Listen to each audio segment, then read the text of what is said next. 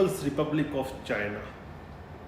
It is trying to play with lives of millions of people for its own benefits. Let it be economic benefits, let it be in terms of land grab they want to do with their neighbors, or let it be for strategy. And they are using, even they are not even leaving water. They are trying to use water of 9 countries, the water of which goes to 9 countries for their own economic prosperity, for their own strategic benefit. And let me give you some data. In past few decades, China has constructed 87,000 dams in its rivers, and collectively these dams, they generate 352.26 gigawatt of power. And this the 352.26 gigawatt power is more than the combined hydropower which is being generated by the United States, Brazil and Canada all together. And with these dams, with these 87,000 dams, China has displaced around 23 million lives. About 23 million people have been displaced by the dams China has created. These people include people within China and also across the borders of China. We know that Tibet is in control of China, and the Tibetan plateau, it is very rich freshwater resource. Rather, it is the richest freshwater resource for Asia. And after damming most of its own rivers in mainland China, what we call as mainland China, now China is having eyes on Tibetan plateau rivers. And these rivers which originate from Tibet, they supply water to 9 countries excluding China. And this is the reason we call Tibet as the water tower of Asia, because do you know which all countries the waters from Tibet which flows, the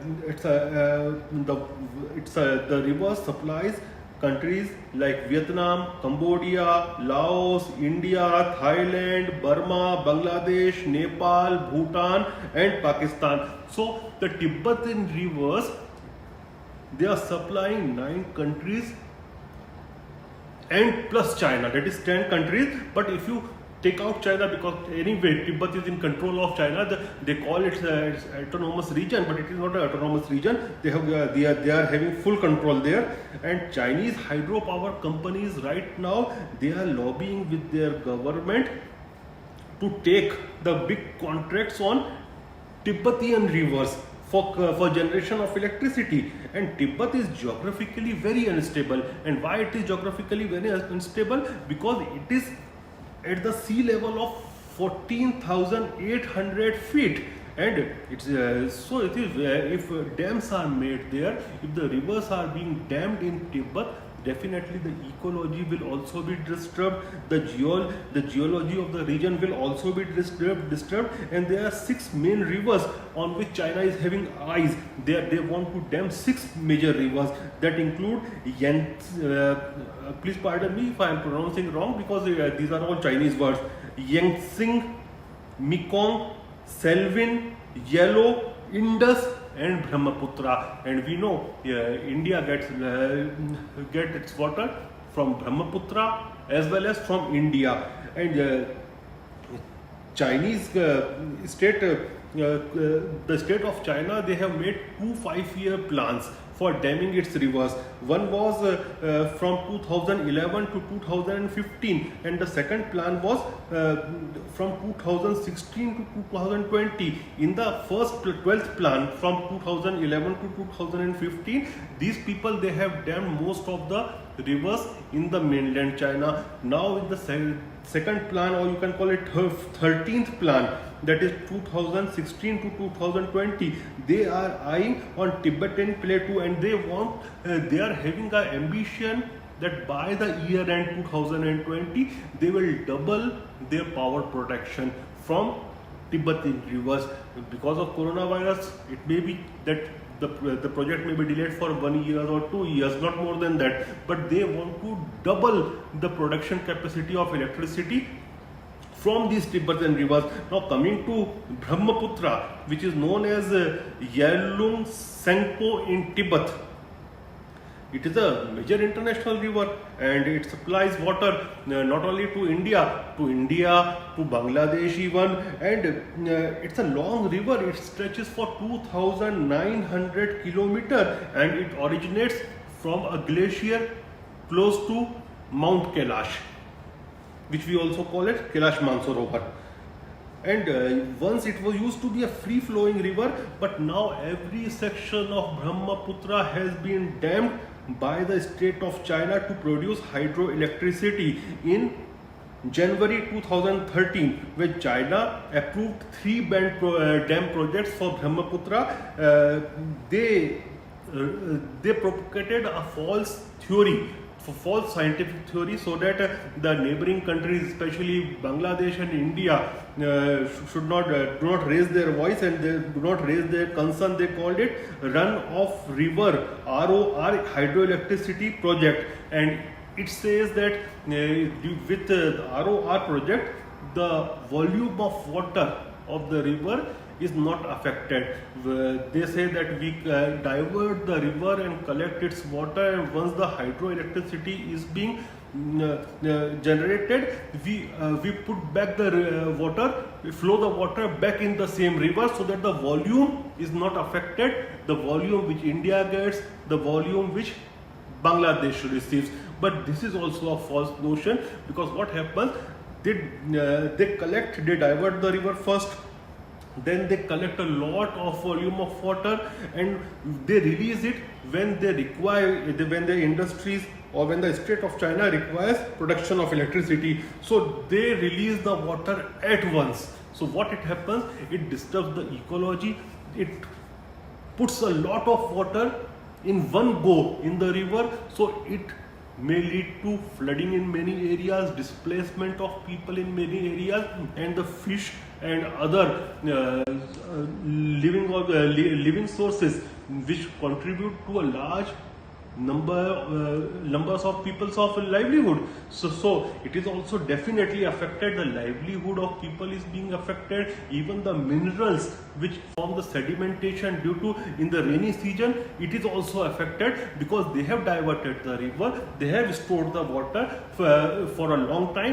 and they release it in one go. So it washes away everything and disturbs the whole ecology of the river. And now they are working on 3 hydropower dams in the middle reaches of Brahmaputra. See, let it be any river, let it be Ganga, let it be Nile, let it be Brahmaputra, the middle edges is very important, and now they are planning to dam the middle edges by 3 dams, and they call it as Daegu Dam, Jizu Dam and Jiacha Dam. These all are Chinese words, so forgive me if I am pronouncing them wrong. And collectively they will produce, the Daegu Dam will produce 660 megawatt of electricity, Jizu will produce 560, and the third one, the Jigsa Dam, will produce 320 megawatt of electricity. And all these dams will be located in very proximity to of just a few kilometers distance to each other. So you can understand how much the ecology will be disturbed by 3 dams in close proximity to each other, that too in the middle reach of the river. And China has actually disturbed the whole ecology of Brahmaputra. And time to time, what they do with Bangladesh and India, they sign the memorandum of understanding and they talk about the expert level mechanism, but they follow no transparency. And I am sure not only transparency is not being followed with India and Bangladesh, even the people of Tibet do not know what they are going to do with their rivers, on which Tibet have right. And moreover, forget farming, forget fisheries, look at the strategic advantage which China is trying to gain by damming Brahmaputra.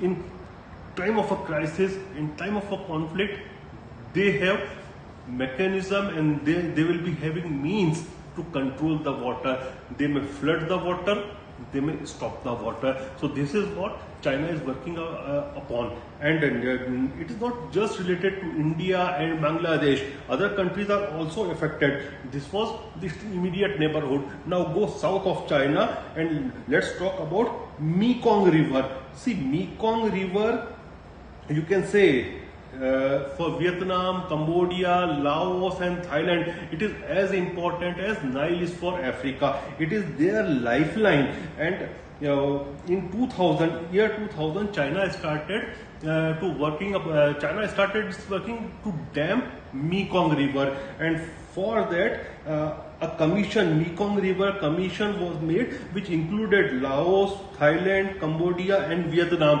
And the commission said that these 4 countries will be benefited with $30 billion of revenue because of these dams which China is planning on Mekong River. But when a reassessment was done by the same commission, it came out in the light that they are not gaining $30 billion, but these countries collectively, 4 countries, are losing $7 billion because of the project of China. But China is not, China is keeping away herself from the commission's report and not even attending the commission. And the projects are going on. And you can ask that why the governments are lowing. Because most of these governments are puppet governments of China. You look at Laos, the government of Laos, there are only very few handful of governments, communist governments are left, in which Laos is also there. Look at Cambodia, the person who is ruling Cambodia, he is one of the longest serving ruler, and he is not having any will to propagate democracy. So definitely he is sitting on the lap of China so that he can flourish and he can continue with the type of rule he is having. Laos is one of the most corrupt country in the world. It is widely known as that transparency and Laos do not go hand in hand. But people are not responsible. See, people in these countries do not have any voice.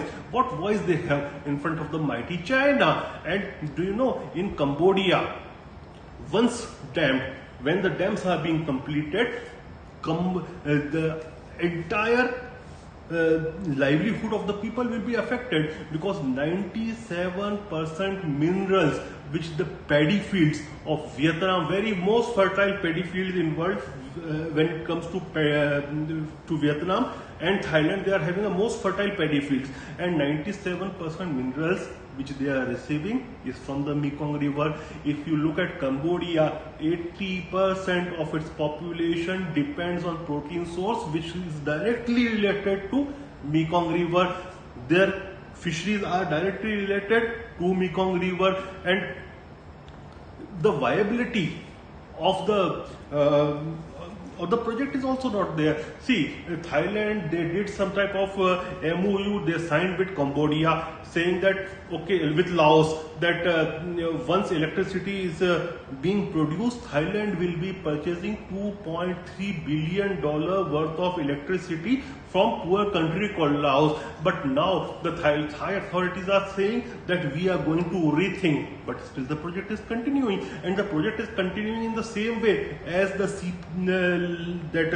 CPEC is continuing, as the BRI, Belt and Road Initiative, is continuing, where the local people don't get any employment. All the engineers, from chief engineer to a ground level worker to a laborer, all are Chinese. So China is not concerned about the local economies, and I do not blame common man of any country, even in China. The common man do not have any right. The state of China, the Communist Party of China, it is the driving force in the entire region. Except for India, it is trying to dictate everybody. So it's our duty to make the world understand what's going on and how China is playing with lives of around 29 million people which have been displaced, and millions of people will be affected in 9 countries. Let it be Laos, let it be Vietnam, let it be India, let it be Bangladesh, let it be Bhutan, let it be Pakistan. All these countries, they will be affected by what the damming of rivers is being done by China, and it needs to be stopped. World has to look at China, that what Chinese government is doing. Our government will do and is doing what has to be done. But as a human being, as a citizen of the country, as an educated citizen, it's our job to propagate to the world, to let the world know about data. You come with data, circulate the data, even share this video. I spent whole night researching on this topic, that how many people will be affected by what China is doing on Yellow River, on Brahmaputra River, on Mekong River. China is trying to play with millions of lives. So kindly share the video, kindly expose China, because the way China is moving ahead, it's not beneficial for humanity. It is rather hammering humanity. I am not saying a word against Chinese people, but I am saying this regarding the Communist Party of China and government of China. They need to be exposed. People must know that what China is doing. Let it be Wuhan. Why they are not allowing the agencies of different countries to research on the virus? The virus they have spreaded. The virus which has came from Wuhan, from China, and it has put the whole world in a lockdown. They are not allowing. What they are doing with waters, what they are doing in Sikkim, why they want to grab other people's land. Fortunately, we are a big power. We are replying China, but other countries can't. You and me, we are so free. Fortunately, we are born in India, we are citizens of India, that we can speak against China. Other people can't. Do you feel that people from Vietnam can say about China? People from Laos can speak against China? No, they can't. But you and me can. It's our duty to expose China, which is beneficial. Exposing China is beneficial for humanity. Please expose. Millions of people will die because what they are doing in the world. Already millions of people have been affected by the coronavirus. Thousands are dying daily. What China wants. Let's expose China. Let's expose China. Please share this video also. Please retweet the link. Let these people be exposed what they are doing. What is their cynical thinking and planning, which will affect the humanity.